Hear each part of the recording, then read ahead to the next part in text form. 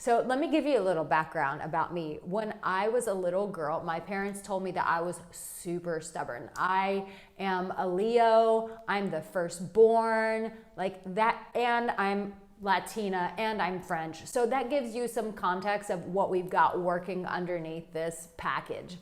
And so the running joke in my family was that when it was my birthday is in July, I'm a Leo, and that my grandmother would say, Arica, your birthday is in July. And I would go, no. My birthday is my lie. And we would go round and around and around. And so essentially she was trying to say July, but I thought she was saying you lie. And I was like, no, it's mine. And my parents said I would drive my grandmother crazy. Now that's a funny story and it's really cute. But the reality is in personal development, when you really start growing and you really start facing yourself, because this is real personal development. This is the real spiritual alpha way. This is true leadership. This is truly leading in your relationships, is when you really start looking in the mirror.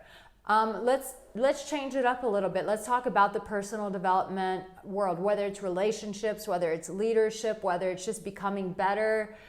There is this sentiment that is going around right now that we can't trust anybody, that everybody is either a narcissist or they're toxic or they have terrible boundaries or they're selfish.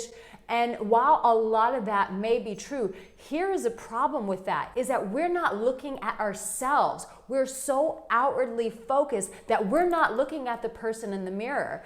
I had a girlfriend and she was telling me about her history of attracting all these toxic, narcissistic, selfish men. And I said to her, but do you realize where you are toxic yourself? And I said, I say that with love because I had to start dealing with that in my own self, where it was so easy to look at my past relationships and go, that person was toxic, that person was selfish, that person was narcissistic. But the problem is there's only one person in that picture that's consistent and that remains, and that is myself.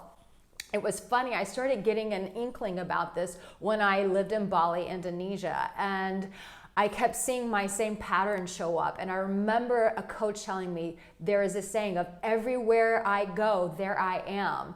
And I started seeing that in Bali, where I was in a new place, I knew nobody, but I was recreating the same thing from my past. And that was a huge red flag and a sign to say, hello, Arica, pay attention. Look at yourself, girl. Look at what you're creating. And I think that that is the strongest thing that you can ever do for yourself, that nobody can ever take away from you, is when you have the power and the courage, and pay attention to this, the humility to be able to look at yourself and say, but what about me? So let's go back to the stubbornness. So I was like, I hate stubbornness, because I believe that stubbornness and pride, they go together. And what stubbornness and pride do is they create separation, which says, I don't need anyone, I just need myself, which we hear a lot about in personal development. And it's complete BS, because we're made for one another.